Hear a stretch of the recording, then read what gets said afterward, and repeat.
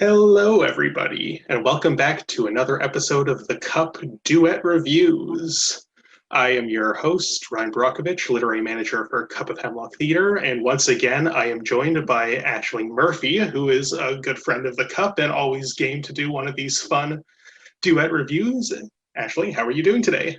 Oh, I'm just dandy, living in the reality of Ontario at the moment, where the Okay. highlight of my day and probably week was going to Farm Boy, but Yeah, also watching the Lorax, of course. yeah, so So, the two highlights. Great. absolutely. Well, I have to ask, what's in your cup? What's in my cup? I mean, I'm sorry, do you mean what's in my limited edition Taylor Swift tumbler? Oh, Um, which is in my ironically Lorax themed in a way, from a certain point of view. let's get reusable. Um, it's a Farm Boy pomegranate soda. Um, Nice. as much as I wish it was straight gin, again, given the aforementioned Ontario situation, Mhm. I've gone for a nice springy pomegranate soda. And Sounds how about great. you, Uh, Ryan? I What's in just your cup? I just have orange pico tea in my the cup, so the Amazing. Yep. classic. Cheers. So, as I briefly hinted, we are talking about Dr. Seuss's The Lorax, as it was recently restaged live by the Old Vic in their in-camera series. It was a limited run from April 14th to 17th, and I believe it was supposed to coincide with Earth Day and give an opportunity to be presented for schools. Mhm. So, yeah, a lot we could talk about. So, there's a lot of it kind of occurred to me that this production, the adaptation was written by I've always said David Grieg, but I think they said David Gregg at the beginning. I don't know if you know the proper pronunciation of his name. I I've always defaulted to like Greg, so Greg. I'm assuming if they're It's saying Greg, Scottish. like Yeah. I'll guess it's Greg. But Yeah, David Gregg, sure. yeah, So David Gregg wrote this adaptation, which I think is kind of amazing. yeah. And yeah, Charlie Fink of Noah and the Whale fame wrote all the music. And there's great songs, there's puppetry. And well, the thing that occurred to me is that this is almost the perfect synthesis of the two other duet reviews we've done so far, because it's prominent British playwright who came into fame in the 90s with pretty like gritty work, like Sarah Kane, He was her as roommate. Like straight up, he was her yeah, roommate. they were Like pals. And it is also an adaptation of a children's work that has been the subject of an animated film and kind of yeah, and a musical adaptation of that no less, just like yeah. Ratatousical. So interesting kind of, this is the culmination point of the two we've done so far. Yes, absolutely. So I want to just kind of begin. What did you think of it? Well, I when you first sent this to me, Brian, I definitely thought, this is like an interesting cultural moment to be doing anything to do with Dr. Seuss. I was thinking that too. Yeah, and like, I spoke about this with a friend too, and she's like, "Oh my God, they're doing Dr. Seuss now, like this month. That's a lot." It's not like overtly racist, but at the same time, it's like, oh, this, is unfortunate, and I'm sure that they, the Old Vic may have experienced some reduced ticket sales across the board. So sorry, Old Vic, if you're watching this. Well, I don't know. I think people have really overblown the whole Dr. Seuss situation because it's, what was it, 5 or 6 individual books that have very Yeah, specifically racist imagery they still exist. Nobody's burning them. They're just going out of print and not being sold anymore.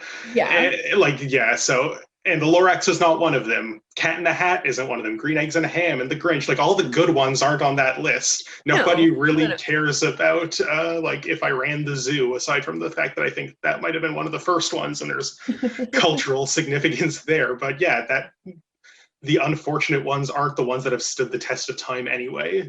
So For sure. And like when you're then again watching this adaptation of the Lorax as well, which is like so multicultural and you've got like this really diverse cast, which is awesome. Like, I don't know. I just thought that spoke to the kind of current moment in kind of a interesting and fun way. And at the same time as well, the only thing I was a little like about when it first started, there's an announcement being like, thanks for paying to see this so that we can show it to other people for free after Earth Day. I was like, oh, all right. Yeah, no problem, Old Vic. Like, yeah, no, good point. But if that's the only thing that you thought was I'm guessing you thought the rest was pretty positive. I did. on the whole, I would have said it was a little too long, is perhaps, my attention span in the time of COVID digital theater has really withered away. And when we got to an act break for this, I was like, oh, okay, that's old. I haven't done that in a while. I guess I go make a snack. Yeah, like I thought the length, it was interesting because kids' shows are usually about an hour long, rarely over an hour and a half. Right. Kids' movies certainly are rarely over an hour and a half. Considering this is like a, 40-page picture book that this is based on, like I really wasn't expecting it to be long. And I have no problem with long theater. My attention span is fine. Okay, why don't you?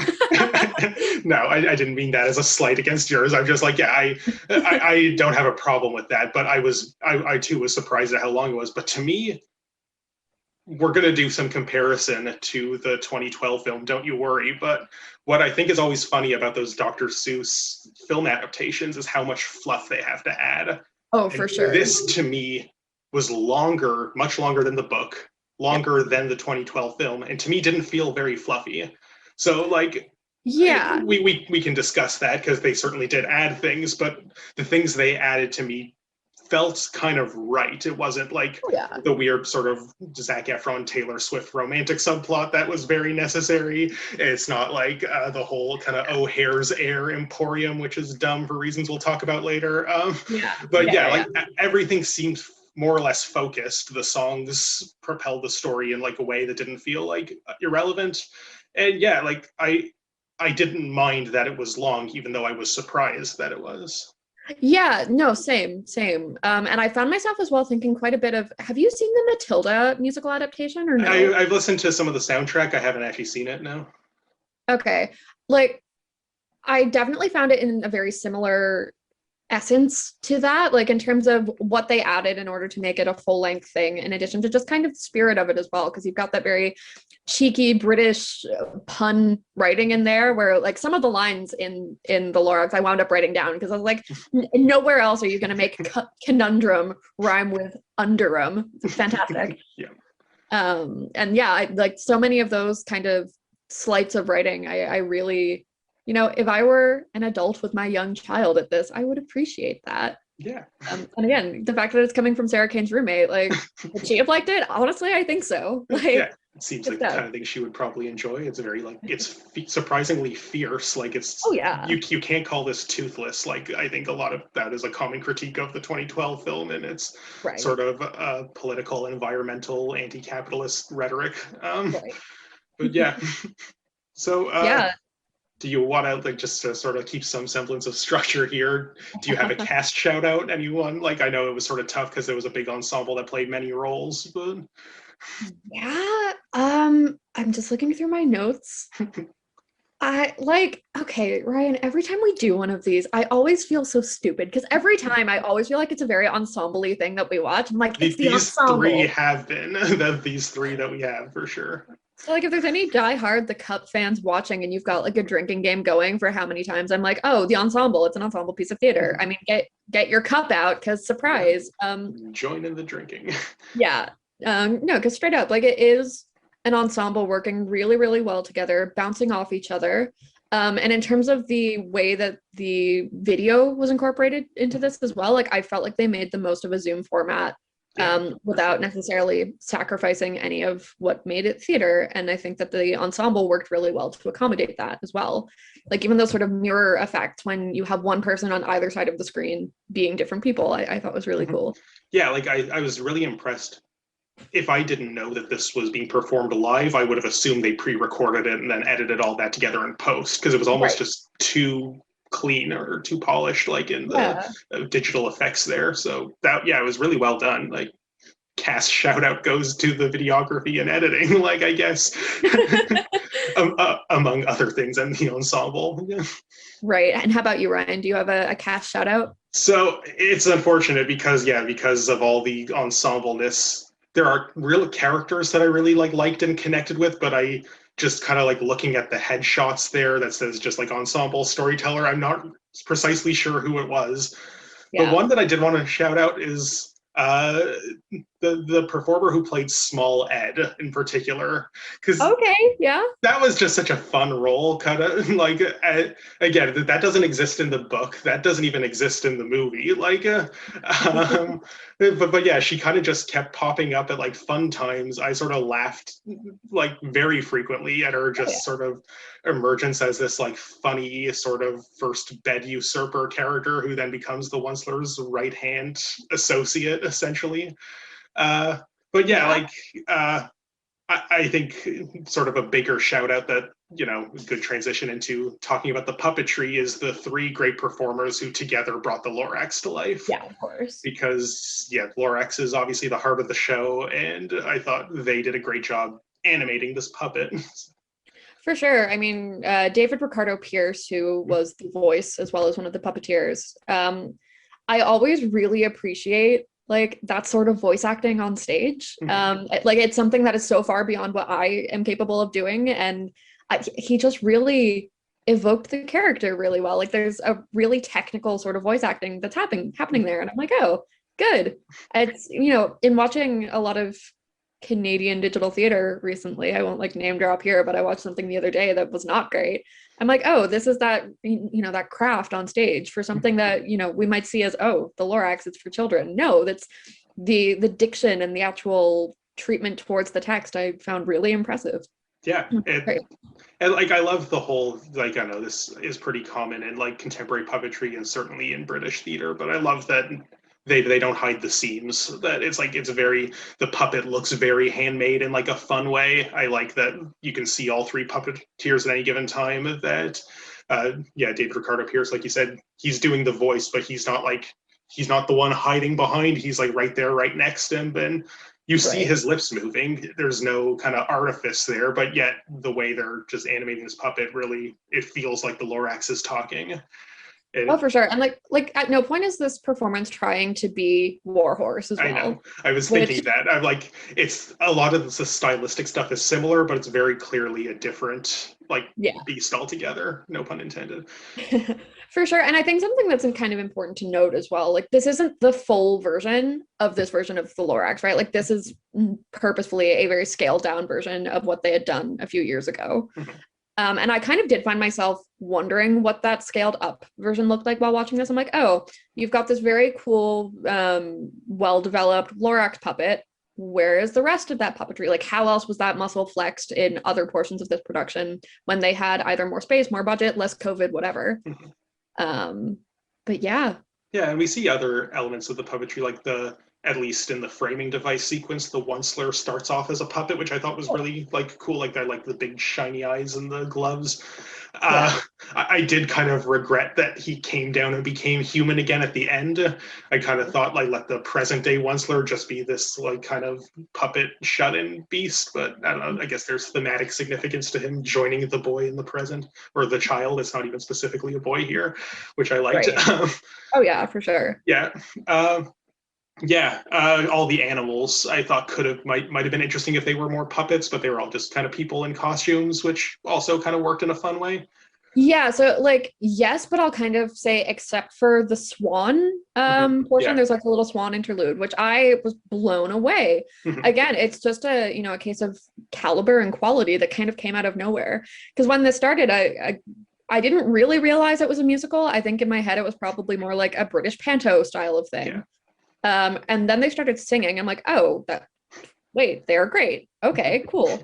And then we get this swan sequence where there's this gorgeous sort of like lyrical ballet sort of movement sequence happening. I'm like, oh, okay. It's the swan dying. It's like very Tchaikovsky in a way. But like and it's interesting because it's not just a swan, it's a very Seussian swami swan, like a made-up kind of fictional, ridiculous creature that is doing this beautiful dance to highlight that the pollution from the Thneed factory is killing it. Like it is the perfect kind of blend of silly but lovely, and that kind of just works really well and sort of takes you off guard in that way. For sure. And like as someone who used to like hands-on make theater as well, I always appreciate a good use of the fog machine. And I Like, I don't know how much of their budget was used on that fog machine, but money well spent. Like, absolutely. Every time, like, you could kind of see them turning it up a little. I'm like, absolutely. Yeah, this is a play about pollution. You kind of need to show that in some way. Yeah. Like, is it a little precious, little heavy-handed? Absolutely. Did I care? No. Cool. It's a kid's show about a little puppet who speaks for the trees. I don't think heavy-handed. We are past the point of that. Speaking of heavy-handed things, do you want to talk about the messages and environmentalism? Why don't I let you start with that one, Ryan? Well, I have like a weird kind of hot take about this because, okay, well, we'll build to that. Something that I really liked about this, and this I think came with the fact that like what I thought about how it didn't feel like fluff. And I think this is like the value of hiring someone like David Gregg to do this, as opposed to just like, you know, whoever Illumination Animation Studios hired, is that this kind of, if you read the book, and I actually did reread the book last night in preparation for this, the Lorax is kind of just a complainer. He shows up when the first tree is cut. He tells the Once-ler, don't do that. The Once-ler's like, but I'm making money, so silly you. And then he kind of just comes back to say, you've destroyed the Barbaloots habitat, and now they have to leave. You've destroyed the swan's habitat, and now she has to leave. You've destroyed the fish habitat, now they have to leave. Last tree's cut, okay, peace, bye. And like, that's kind of all he does. He just tells the Once-ler that you did a bad thing, meh, meh, meh. Yeah. I like that this Lorax kind of takes a more active role in combating the actual like ecological destruction that the Once-ler is perpetrating here. There's like an interesting arc towards like they first meet, and kind of I think it's interesting because this is coming in the aftermath, like the original production of this comes in the aftermath of the film, which kind of came up with a lot of stuff for how are we going to pad the runtime of this thing, and a big part of that was the buddy comedy between the Once-ler and the Lorax. And I liked that instead of just like, oh, they're kind of friends, but also the Once-ler wants to kill him, which is a weird subplot in the movie, when they actually do try to murder him in the lake. It's a weird movie. I kind of have a soft spot for it because I think there's like a lot of like bizarrely fun, over the top stuff in it, but like so like I am ribbing it in jest and in good fun, but like I think this is the better version of the fleshed out feature length Lorax, because so this sort of starts with hey Once-ler, you don't need to cut down the trees and build a factory and make stupid needs, because you know this oasis has everything you need, and in fact I'll carve out a little corner that can be just for you to live in this sort of prelapsarian natural paradise and just live off of fruit and not have to worry about the pressures of capitalism.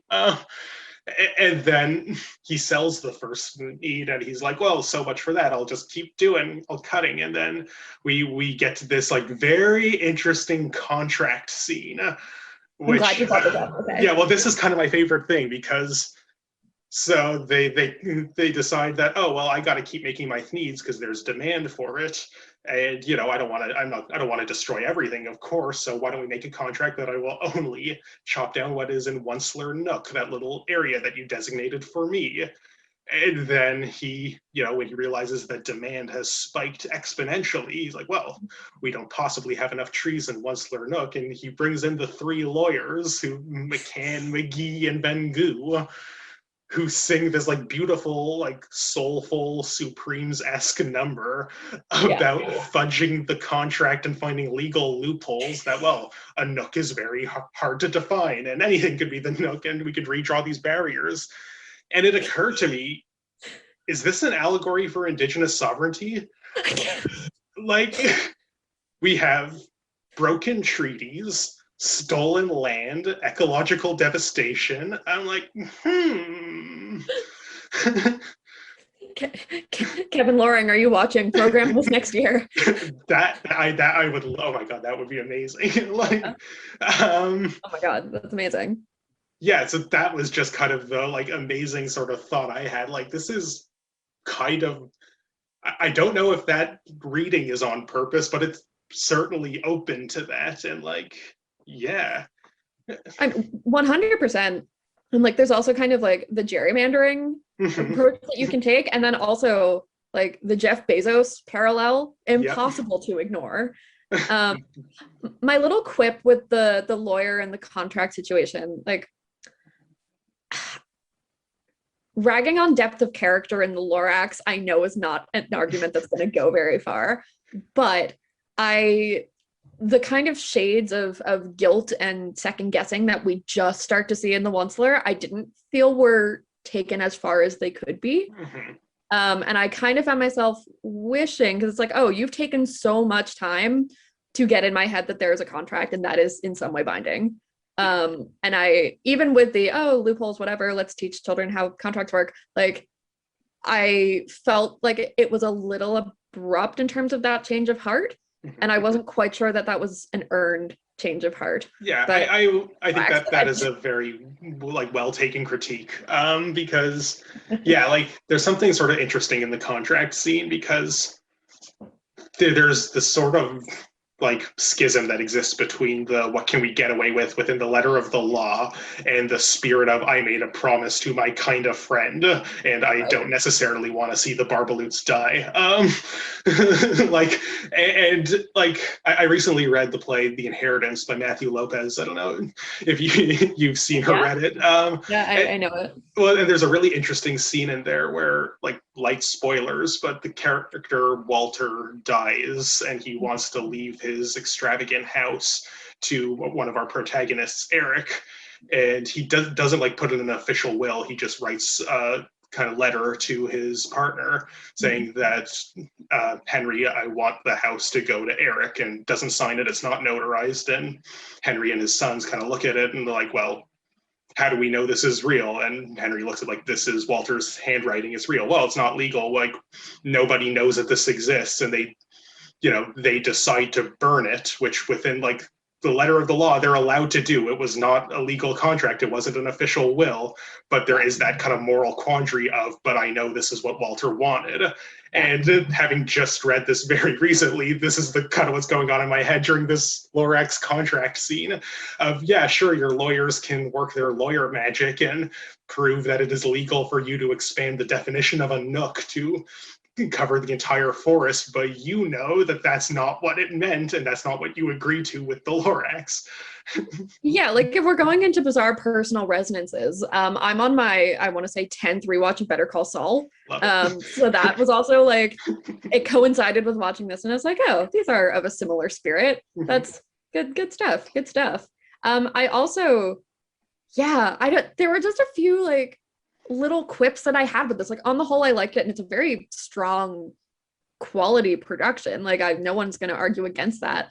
But at the same time, again, this like might be a personal thing, but when the Once-ler first started talking or singing, don't remember which he does first, I think talking, I briefly was like looking elsewhere. I wasn't looking at my screen, and I heard him start, and in the back of my mind, I was like, oh dear God, is that James Corden? Because the voice was so similar without seeing him. And I was like, I may need to text Ryan and tell him that this is off, because I'm not doing like a long James Corden thing. Not happening, not today. And then I looked and was, pleasantly surprised, but it was very hard to shake while watching this. This wasn't actually a very well by James Corden. Well, I'm glad it didn't turn out to be James Corden. Not that I personally have anything against him, but like, I don't know. I know many do, and clearly, but I'm glad that it wasn't, just because now we get to review this. All right. Where do we want to go next with? Well, I think just kind of continuing this thread of the sort of commentary here, another scene that really stands out to, well, there's sort of two kind of just going chronologically here. After the sort of contract is completely massacred, the Once-ler tries something very sneaky, and that's setting up a conservation reserve called Lorax Park. And that scene I thought was so funny, in like a smart way. But it's like, yeah, sure, I've completely reneged on this contract and I'm not going to face repercussions for that. But you know what? I still care, wink. And I'm going to make a big show out of caring by having a big press conference about all the nature conservation my deforestation company is doing. And I kind of love that there's like a lot of moral tension going on inside the character of the Lorax. Oh yeah. The puppeteers, I think, like brought like they did a really good job of like showing how conflicted this character is. Because on one hand, he's like, no, you've already done too much. But he recognizes that if he doesn't make this small concession, it's just he's not gonna get any of it. That Right. there's no legal position in which the Lorax can kind of claim the high ground here anymore. There's a moral position, certainly, but so yeah, like there's this sort of just tired defeat in the Lorax in that moment of, fine, I guess I have to agree to Lorax Park. And then when they have the press conference with the yellow wigged MC, Yeah. just gonna leave that right there, and how it's basically a tourist zoo where you can take selfies with the barbaloots and the swami swans. Yeah, then the Lorax like says, okay, no more. I'm gonna sing my protest song. I love the line, he thinks he's Bob Dylan. And then he calls the health inspector or the environmental inspectors. And then that's the other scene I really want to talk about, this inspection and like. Oh yeah. Oh yeah. Yeah. So do you have thoughts about it like before we? Just the Woody Guthrie parallel also did a lot for me. Yes, this Lorax kills fascists. Yeah, yes. you go, Well, dude. he tries to. It's ultimately unsuccessful, which I think is really sad and almost cynical. But you know, we get to the optimism by the end. Oh yeah.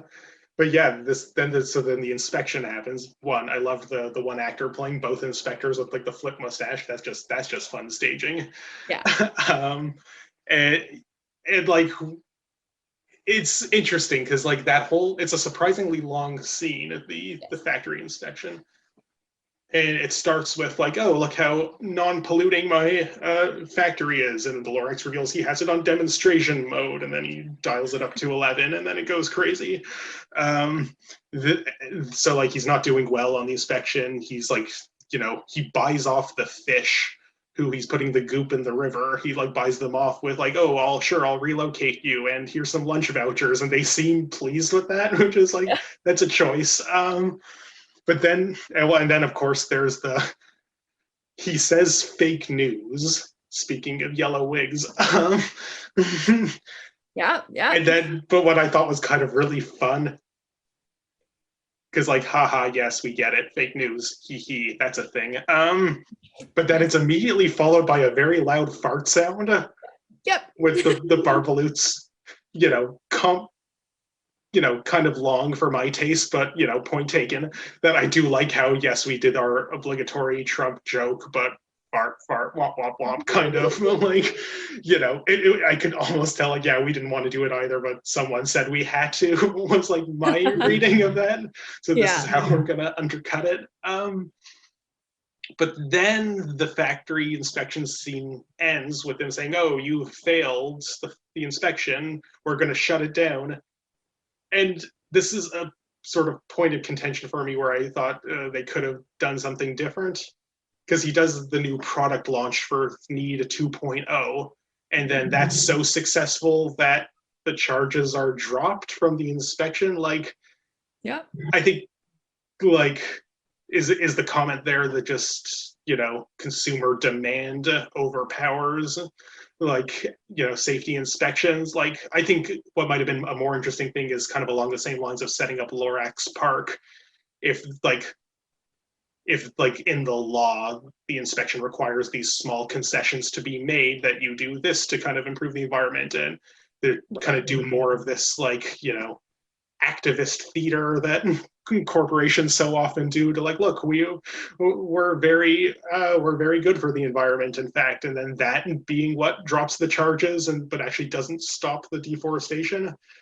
I don't know. Well, I mean, yeah, like, again, watching this during the Ontario lockdown, where most of our COVID cases are being caused by things like warehouses, it's very hard not to think about Amazon while watching this, right? Like, Amazon, which for whatever reason doesn't have to close any of its warehouses, but they're giving their workers shirts that say "I'm a hero." Like if you work at Whole Foods right now, you have shirts that say "I'm a Whole Foods hero." Like, and that's exactly what I'm thinking. Like I would have liked to see these more kind of like silly corporate ruses as opposed to just people love the new product. We're back in business. Like, yeah, right, 100%. There's just little things kind of sprinkled throughout, and like, especially in scenography as well, and the prop making, not even just the puppets, but the actual props, I thought were really clever. If we're looking at the character of the Lorax, which it's the Lorax, I think we can. The fact that his movements are almost so dog-like, I really appreciated. Like if we're taking this as TYA, which for the sake of argument, I think it is, it felt really just cool and really whimsical to see. It's a dog. Like he's moving exactly like, if I'm a kid with a beagle at home, like, oh my God, I get this. I relate to this. This is neat. But like the kind of Walrussy mustache I thought was really just cute and well done and true to the books and invigorating that sort of movement and liveness into the books without completely alienating the books as well. I don't know. It's a good piece of scenography. No, I agree. Like there's something interesting that I recently reread this because I thought it would be appropriate for this. So it's in this book, Theater and Adaptation by Margareta Lira. Great one. Yeah, absolutely. Well, so there's an interview in here with Katie Mitchell, who in 2009 did a Cat in the Hat adaptation. And I want to read what Katie Mitchell said in this interview. Yes. So, quote, "The Cat in the Hat was very much an adaptation, but the focus on our work was in creating cartoon-like pictures and not changing the text. The book was a classic picture book written for very young children who cannot read. Their experience of the book would be a visual one with parents reading as the soundtrack. We had to make the action on stage look exactly like the book so that a child could turn the pages of the book whilst watching the show, and the two would be an exact visual match." And I think that's interesting. Like, I don't know, because this on one hand feels like it might have been trying something similar to that, but this is a much kind of more sort of subversive adaptation in a way, which because that's interesting. I almost feel like they took a different approach to this, where they're not actually trying to recreate at all the visuals of the book, with the exception of the Lorax puppet. I think he's kind of. I think the Once-ler puppet too is kind of trying to evoke but most of it, to me feels like this is not we didn't change the text. We're just trying to put the text in a stageable format. This is very much its own creation. Yeah, like I truly like it feels almost more like it's inspired by the Lorax than, I don't know, even with the text and the story so close to the book, it's hard to say that it's only inspired by, but like you've got this really cool aesthetic conceit going on stage. But I don't think if Dr. Seuss were to make his own theater show of the Lorax, which he shouldn't, but whatever, if he were, I don't think this is the path he would take. Yes, thank you, Ryan. I think it's doing its own thing, and that's fine. I'd be curious what a Katie Mitchell Lorax looks like. Well, and I think that quote kind of gives us a sense of where her priorities are. Like, I love Katie Mitchell, don't get me wrong, but like where like she's like, if you're making a Dr. Seuss thing for children, you want to give them the, it's the real fidelity and adaptation argument of the kids want to see their favorite book on stage, let's give them that. And this, I was quite pleasantly surprised wasn't just that, because I read the book, I reread the book last night. It's technically impressive to see that kind of thing, but I think if you're hiring someone like Katie Mitchell or David Grigg, you want to you want to see what these sort of brilliant artists bring to it, more so than just aesthetic visualization. Oh, for sure. And again, like the Matilda adaptation really kind of comes back into conversation as well, because that's another British piece of musical theater that had a movie adaptation, granted a better movie adaptation than the 2011, right? 2012, I think, yeah. But yeah, where the musical of Matilda, it's absolutely not a one-to-one recreation of the book or even close, and it really goes in a few unhinged directions in the middle. But like, if I was a kid who adored Matilda, and when I first saw the musical, I was like, oh my God, like absolutely, this is the same spirit. It is achieving the same reaction through a different path, and that's adaptation theory at its best, like adapted theater. Yeah, like there's something in British dramaturgy that seems to be really good at adapting children's work, and what that is that hasn't translated as well to outside of the UK, I'm not sure. Yeah. But that's fair. Yeah, it's. I would be very curious because this production did tour. In fact, Mervish did it in Toronto. But yeah, I think that was just touring. I'd be very curious what a Canadian or American staging of this text would look like and how that would maybe deviate or even just, I don't know if there have been specifically American or Canadian adaptations of Dr. Seuss books for the stage, but we've seen the American film versions. Right, and something that comes to mind as well is the Never-Ending Story that the NAC did either 2 years ago, where I think it's trying to achieve something similar, but it wasn't great. It was, again, really, it felt long and indulgent, and I think that's kind of where this shines, is it's not just putting all of its energy into aesthetics and spectacle. There's actually some real kind of heart to the playwriting that David Gregg has done. Of course there is, he's David Gregg. But I think somewhere along the way, companies and adapters, have kind of forgotten that you're not just making something that children want to look at, but it's something that everyone in the audience is digesting as well, in addition to the picture. Yeah, and this is a question that, like, we talked about this with Seussical, but I think it's appropriate here too. Who is this for? Is it for the kids? Is it for the adults? Is it for kind of corporations to see a crude refracted mirror of themselves? Whereas Seussical certainly felt more for an audience of theater makers and very much for the people who made it. Like, I don't want to say it was indulgent, but I think it was very self-satisfying. This, I can comfortably say, feels more like it is made for children, and that's okay. There's space for that. Like, I didn't feel like this was made for me, but it wasn't supposed to be. That's fine. What about you?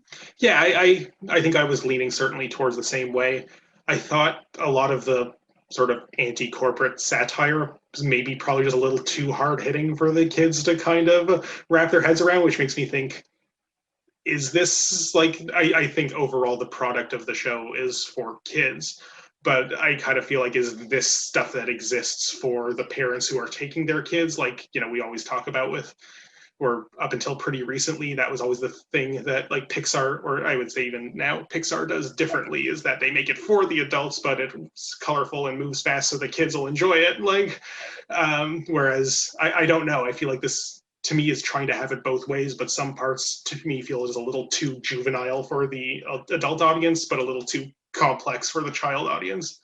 For sure.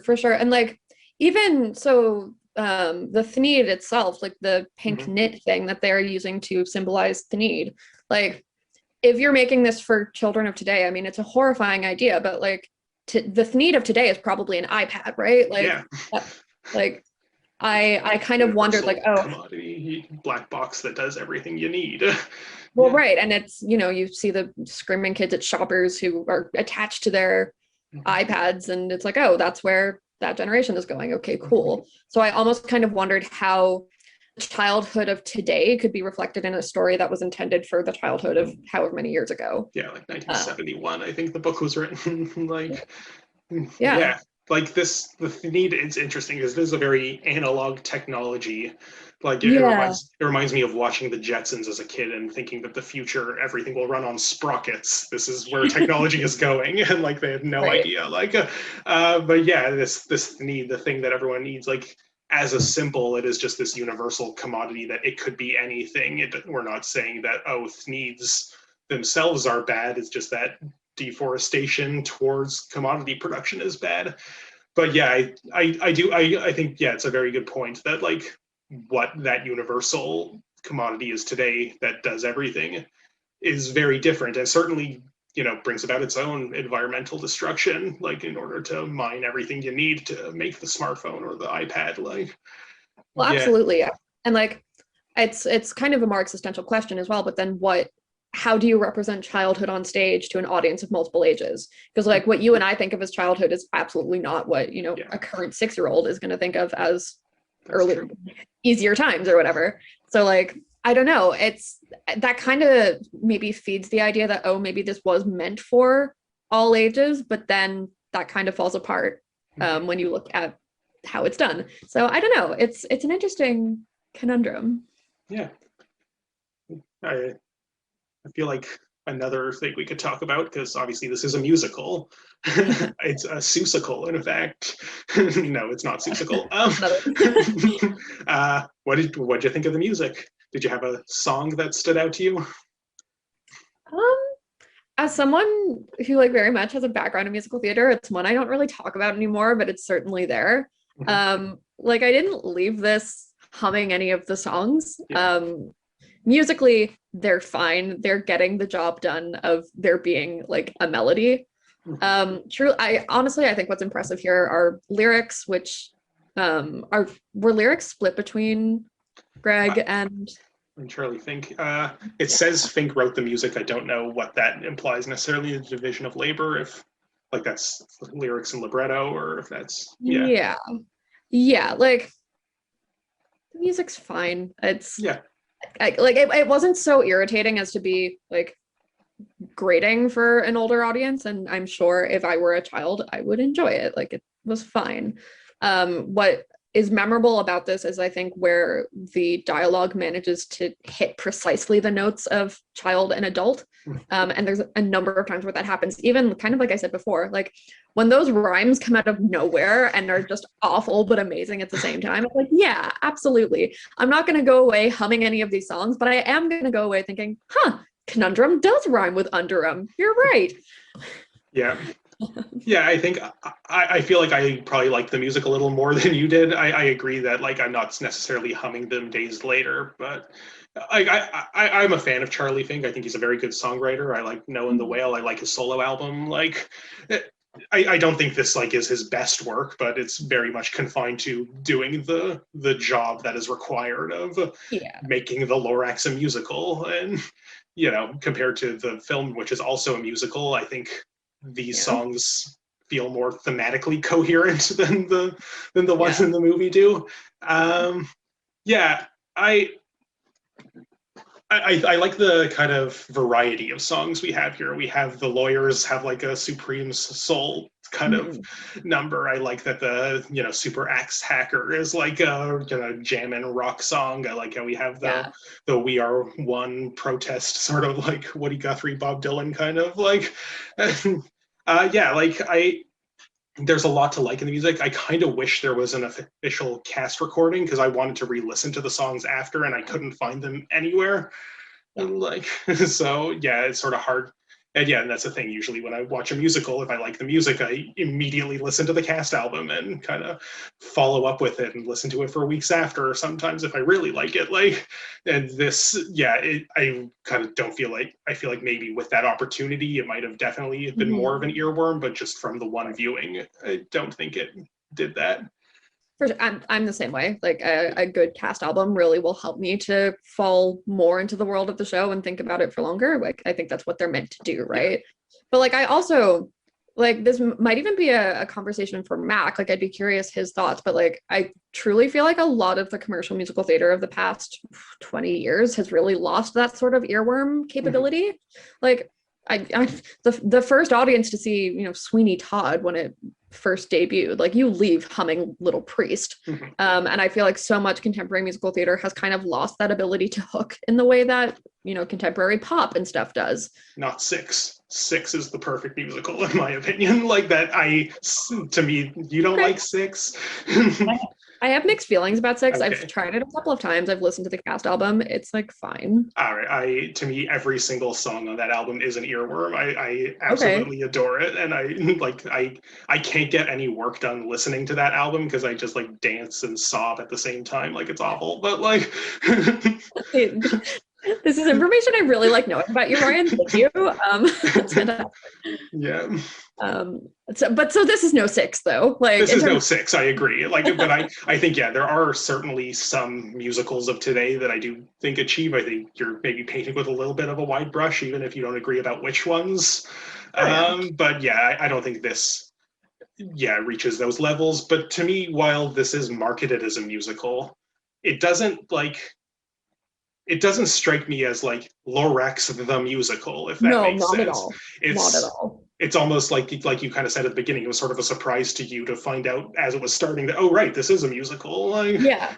to me, this is Lorax the play Hmm. with puppets, and oh yeah, it's also a musical. Yeah. I don't know how we haven't brought this up yet, but I mean, it's in terms of adaptation and style of adaptation, it's super similar to the SpongeBob musical as well, eh? Yeah. You familiar with it? I've listened to the soundtrack. I haven't actually seen it staged, but Its use of puppets is really similar, and like it's kind of the same thing of like they're not at all trying to recreate the characters on stage, but merely suggest them if you're familiar with the original. Yeah, like, it's and I've seen what the costumes look like. That it isn't like a square sponge man. But yeah, exactly. Like I feel like both are awesome examples of how you can suggest the world without building it one to one, which cool. Like I like that both of these have managed to achieve that. That's neat. No, I think it's very neat. Yeah, and again, so in the style of that panto as well, like uniquely British in the way that it almost expects you to yell back at certain times as well. Like, and I think it's like it is reasonable that like doing cartoons on stage kind of does require that sort of panto vibe. Like you can do like a grounded, gritty, realistic SpongeBob or Lorax or Ratatouille, but like it kind of would, to me, defeat the purpose. Like I don't know, like I think of something like Fun Home, which is also a cartoon in its own way or based on a cartoon, but that while it's playing with comic aesthetics, that feels like a more grounded, but based on the material and the subject matter, you kind of couldn't get away with doing that the same way you would do like a SpongeBob or a Lorax. Oh, for sure. For sure. It's interesting because in my head, I don't know why, and like I didn't Google it, should have, bad dramaturg, but like in my head, this was always a little earlier than the 70s. Like I don't know why, but in my head, this was somewhere time like 40s or 50s. Yeah, because most of Dr. Seuss's best known things came like really immediate post-war sort of into the 50s, 60s aftermath, and this was kind of later. Like keep in mind that the environmental movement is shockingly young. Right, of course. Like this is sort of an immediate product of that first wave of like deep ecology, Arness kind of like, hey, maybe the planet is in trouble. We should start thinking about that. Like, for sure. But so kind of by that same token, even though the environmentalist movement is super young, it's changed a lot since then too. And I think we kind of see that in this as well. Like deforestation is still an issue, and in terms of environmental issues, like it's one we kind of still talk about, but like our concerns with regards to the environment have shifted a lot. Now we're talking more about like our water and plastic and air quality. And like greenhouse gases and like global warming was not a word on anyone's like lips in climate change. Like, it was all, oh no, these specific like habitats are being destroyed is the focus of the Lorax then.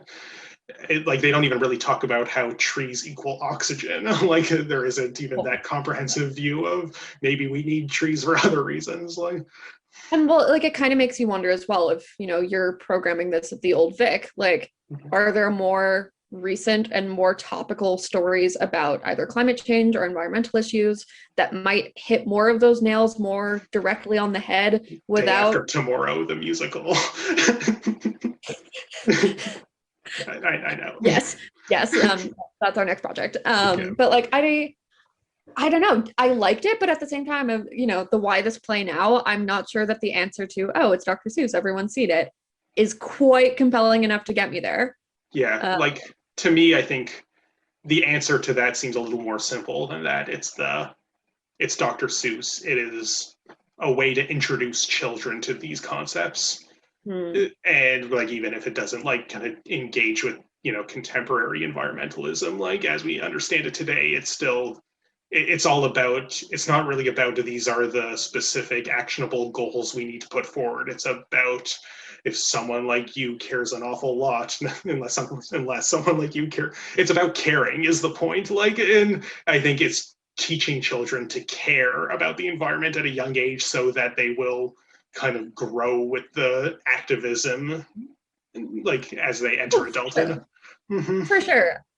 At the same time, like the whole if someone like you blah blah blah, unless the you that's watching is CEOs of like BP and Amazon, Yeah, nothing is going to change, but somehow I doubt that they're watching this and really taking it to heart, you know? Yeah. But that's why I think it's interesting, like the "who is this for" question, and I sort of glibly said, "Is it for capitalists to see themselves as a grotesque portrait of the Once-ler?" Like, I think the Lorax story is poised towards that audience in a way, for sure. and like Yeah. it's and that's, I think we hinted at this earlier. The kind of big stumbling block of the film version is the addition of O'Hare, which to their credit, I guess they are engaging with the fact that, oh yeah, trees give us oxygen and we need to think about that portion of this. But O'Hare is just so cartoonishly evil. He literally sings a song called "Let It Die," referring to the nascent tree seed. Like, and no Jeff Bezos is going to look at that and be like, oh my God, is that me? The Once-ler is the character you're supposed to look at. Like, he's profit driven. He cares more about biggering his company than he does about the damage he's doing.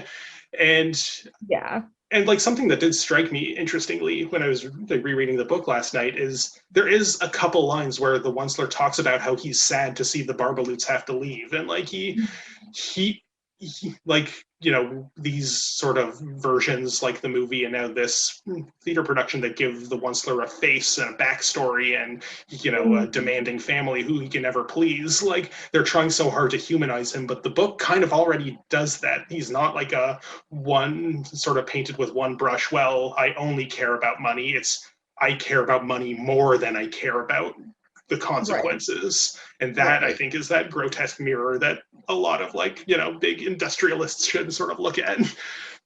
Yeah, and I kind of wonder if this production almost makes the Once-ler a little too likable as well. Like, he's adorable, absolutely. Yes. He's got all this energy, and they've thrown in a few lines as well where, again, he's not just profit driven and he's not even just family driven, but at some point as well, he's like, I've made this community and they need jobs and they need needs and the community, which is an interesting choice. Again, humanizing profiteering capitalists, a choice, but one they've chosen to make. I'm not mad at it. I'm just curious. And I think that's a good choice. Like, if you watched the early 70s animated Lorax sort of cartoon made by the same people who did the Grinch one, and Dr. Seuss, I think, wrote the screenplay for that one too. So it's kind of true to the author. They do kind of engage with those arguments, and the Once-ler says, "What do you want me to do? Shut down my factory? Think of the economy." And and the Lorax kind of can't immediately hit back. Well, it doesn't matter about the economy because the trees are dying. There is sort of nuance in these are reasonable arguments. It's interesting here that the Once-ler introduces capitalism to the valley. Right. And then, well, now that capitalism exists, we can't just dismantle it, can we? We gotta play within the system. For sure. And I just kind of looking at the creative team as well, I'm curious because they've given David Gregg and to an extent Charlie Fink full, credit for having adapted the story. But I wonder who else behind the scenes added their own layers, palimpsests, whatever, adaptation theory to make this happen. I'm curious the other influences, be it an uncredited dramaturg or someone from the Dr. Seuss estate having a say.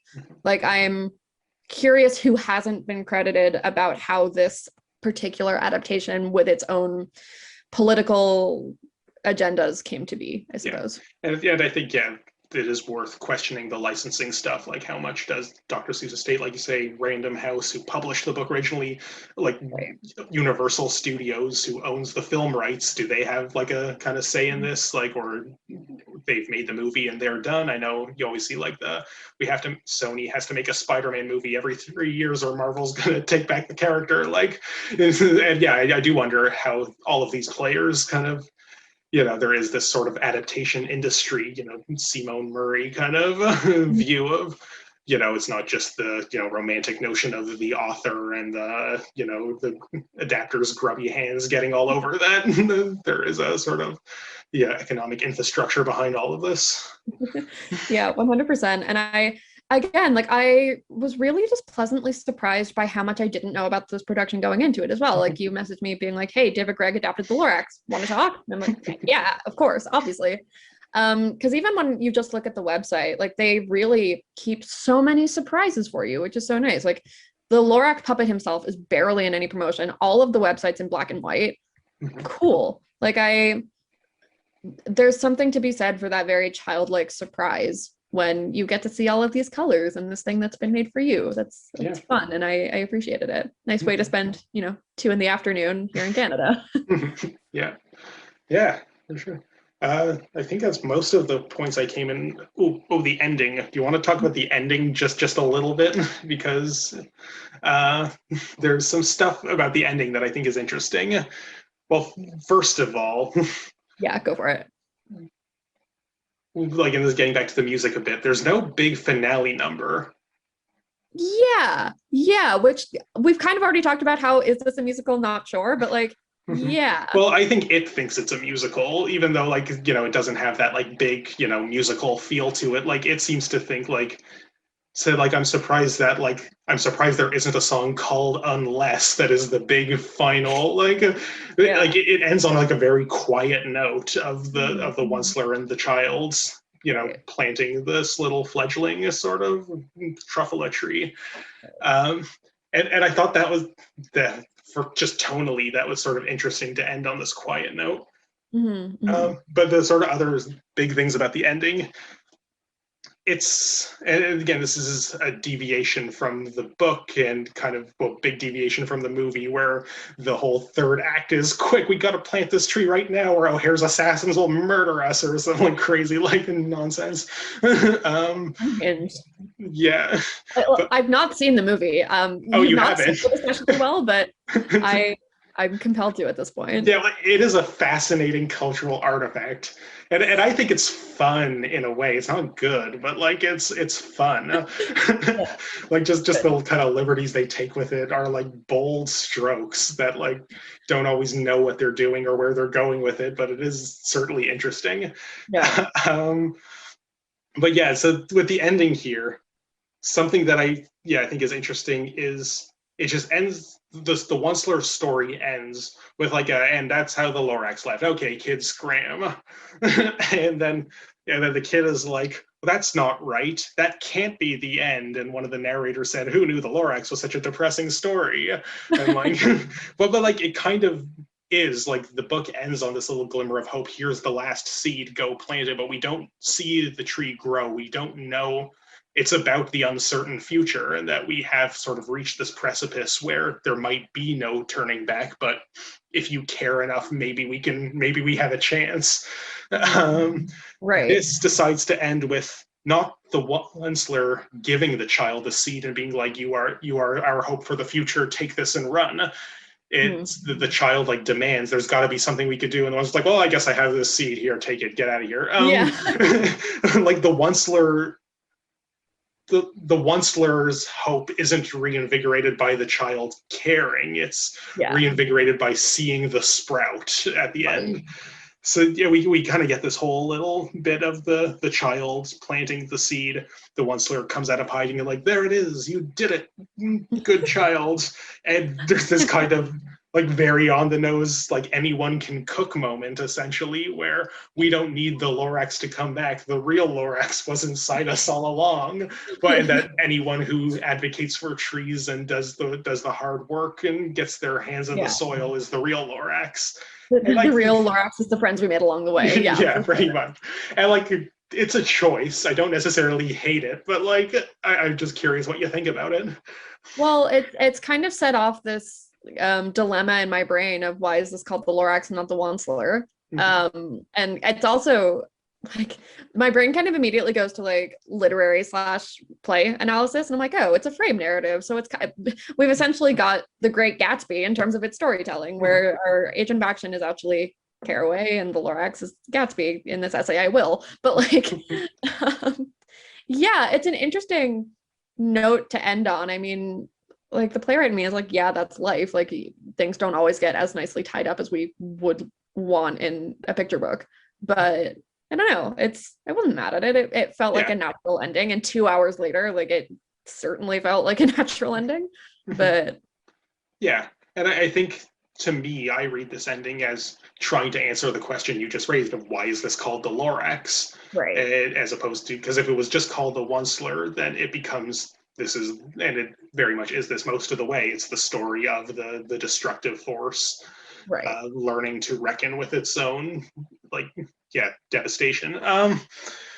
But right, but then if you have this like Lorax Jesus figure as well, like it kind of raises all these really big questions about sacrifice and martyrism that for children, great, like it's awesome. Yeah, and like I think they try to answer the question of why is it called the Lorax, of being like, you are the Lorax, we are all the Lorax, you are Secretariat. And I think the poster should have just been a mirror. But I think I have mixed feelings about the ending, because to me it feels a little too hopeful after having hung the lampshade on the wow, who knew the story was depressing. Yeah. But environmentally speaking, things are a lot worse now than they were in 1971.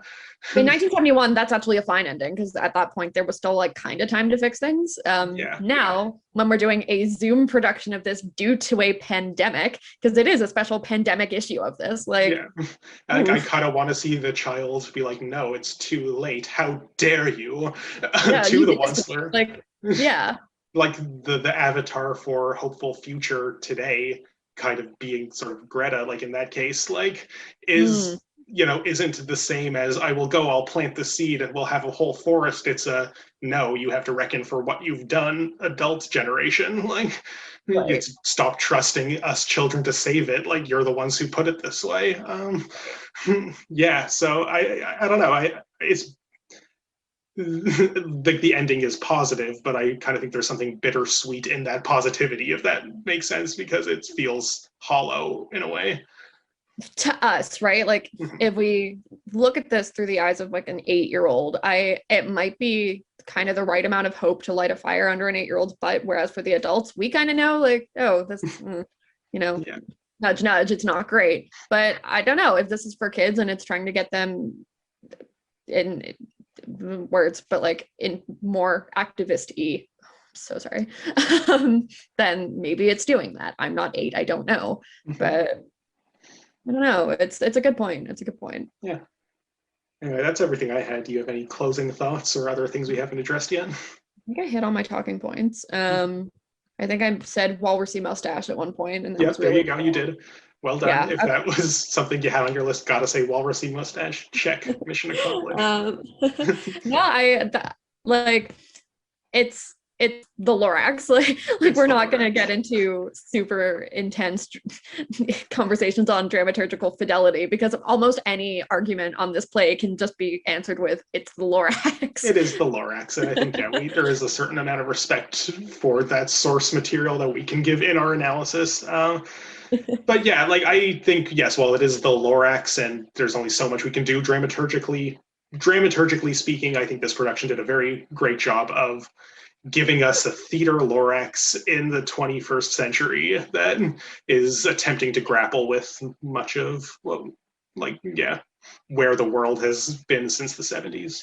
Well, Ali, thank you for joining me for another lovely duet review. This is always a pleasure and so much fun to just talk about whatever this was. Thank you for having me. I appreciate it always. No problem. Do you want to plug your socials before we bid adieu? Yeah, sure. I have a website. It is my first name, my last name.ca. And I have Instagram as well. It is ALY_Murph, because Ashling_Murph has been taken for several years. And how about you, Ryan? Where can we find you? Well, you can't find me personally, but probably can, but I'd rather you didn't. So just send all that love to Cup of Hemlock, COH Theater on all platforms. Or there's a link in the description to sign up for a sonnet. I've described this in previous things. I'm not going to go through all the hoops again, but just sign up for a sonnet or whatever. Yeah. Great. Take care, everyone. This has been a lot of fun. And remember, unless someone like you cares an awful lot, nothing will ever change. It won't. I ruined the rhyme. Good night, everyone. Take care.